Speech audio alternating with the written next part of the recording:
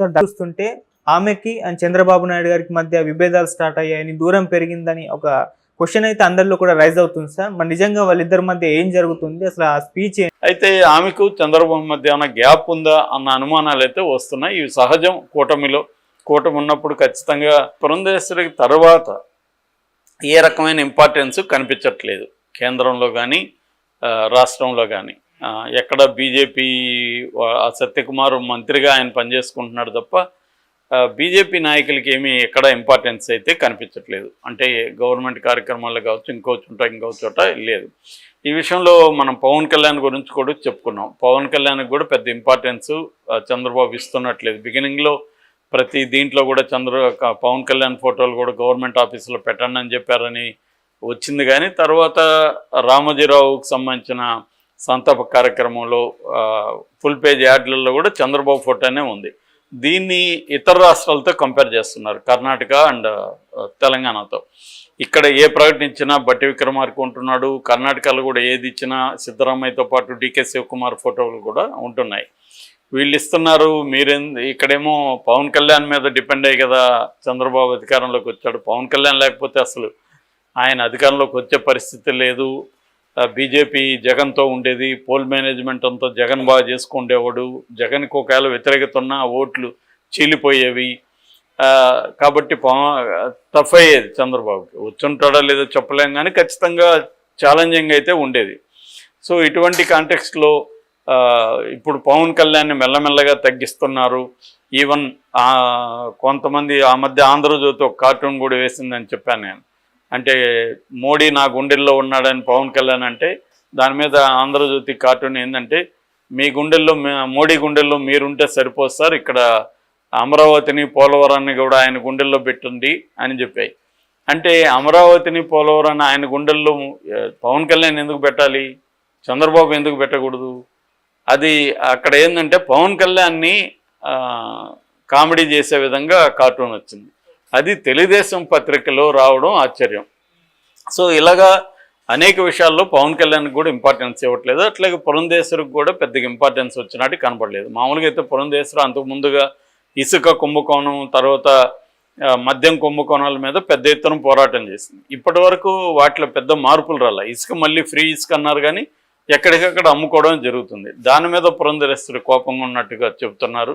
అట్లాగే మద్యం అయితే ఇప్పటివరకు ఏం టచ్ చేయలేదు, అలాగే ఉంది. చాలా జగన్ పెట్టిన వాటిని ఇంకా అలాగే ఉంచారు. అంటే ఇది నిజానికి ఎక్కువ కాలం కూడా కాదు కాబట్టి మనం చంద్రబాబు ప్రభుత్వాన్ని తప్పుపట్టలేము. ఇంకా గడిస్తే కానీ ఒక 6 నెలలు గడిస్తే కానీ మనం నిర్దిష్టంగా విమర్శ చేయడానికి తగిన సమయం అయితే కాదు. కానీ వాళ్ళల్లో అసంతృప్తి రావడానికి ఇవన్నీ కూడా కారణాలుగా చెబుతున్నారు. సో ముఖ్యంగా ఆమెకి వ్యక్తిగతంగా ఇంపార్టెన్స్ ఇవ్వలేదు. రెండవది, బీజేపీలో 2 వర్గాలు ఉన్నాయి ముందు నుంచి కూడా. ఒకటేమో వైసీపీని సపోర్ట్ చేసే వర్గం, ఒకటి చంద్రబాబుని సపోర్ట్ చేసే వర్గం. చంద్రబాబు తన వర్గాన్ని పైకి తీసుకురావడంలో సక్సెస్ అయ్యాడు. సో అందుకనే సత్యకుమార్ కూడా ఒక తెలుగుదేశం పత్రికలో, ఆంధ్రజ్యోతిలో కాలమే ఉండేది ఆయన, సత్యకాలమో ఏదో ఆయన రోజు రాసేవాడు. సో అలాగా ఆయన తెలుగుదేశం సపోర్టర్గా ఎప్పటి నుంచో ఉన్నాడు. అందుకనే ఆయనకు మంత్రి పదవి కూడా వచ్చింది.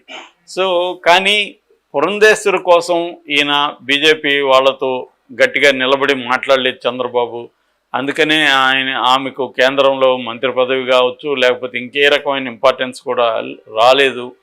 కేవలం ఆమె సాధారణ ఎంపీగా మిగిలిపోయింది అన్న ఒక ఇది ఉంది. అంటే చంద్రబాబు వాడుకొని వదిలేస్తాడు అనే విమర్శ ఎప్పటి నుంచో చంద్రబాబు ఉంది. ముఖ్యంగా నందమూరి కుటుంబానికి అవసరమైనప్పుడు ఆయన వాడుకుంటాడు, తర్వాత వాళ్ళని పక్కన పెట్టేస్తాడు. హరికృష్ణ విషయం కావచ్చు, తర్వాత జూనియర్ ఎన్టీఆర్ కావచ్చు, ఇలాగా ఆయనకు అవసరం వస్తే వాళ్ళని వాడుకుంటాడు, తర్వాత వాళ్ళని పక్కన పెట్టేస్తాడు అన్న విమర్శలు గతంలో ఉన్నాయి.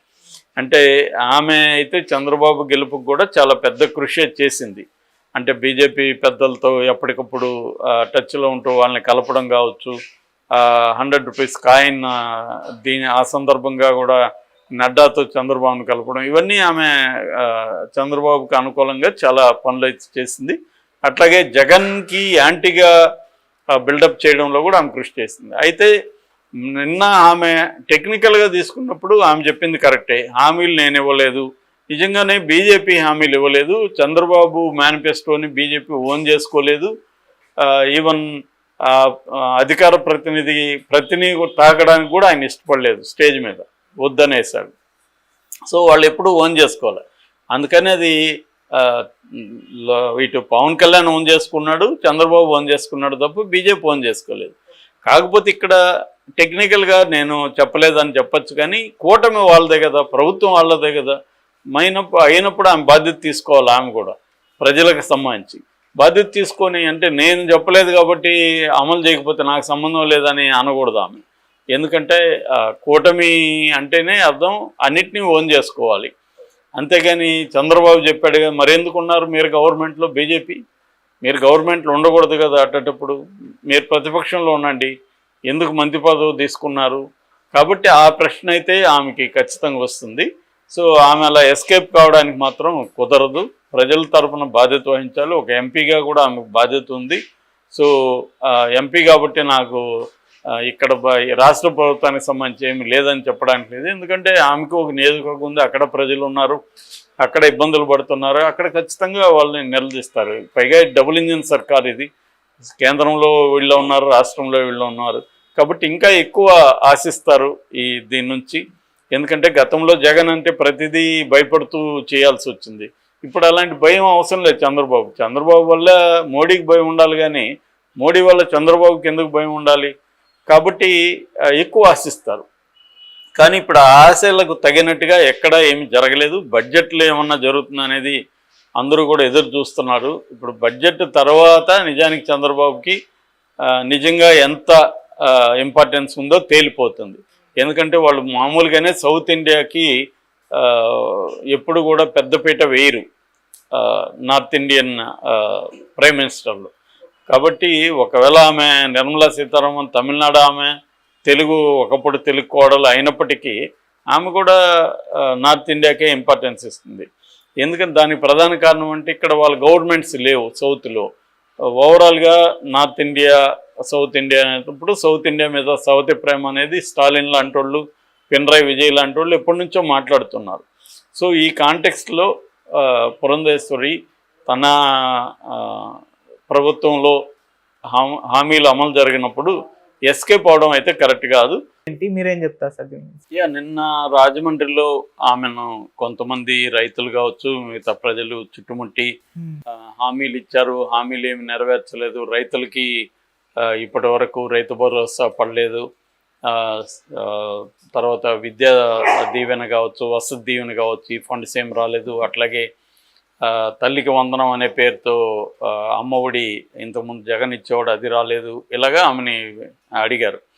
దాంతో ఆమె అవన్నీ నాకు తెలీదు, నేను ఏమీ హామీలు ఇవ్వలేదు, మీరు ఎవరినో వేరే వాళ్ళని పోయి అడగండి, అవి ఎవరు ఇచ్చారో వాళ్ళని అడగండి అన్నట్టుగా మాట్లాడిందని చెప్తున్నారు.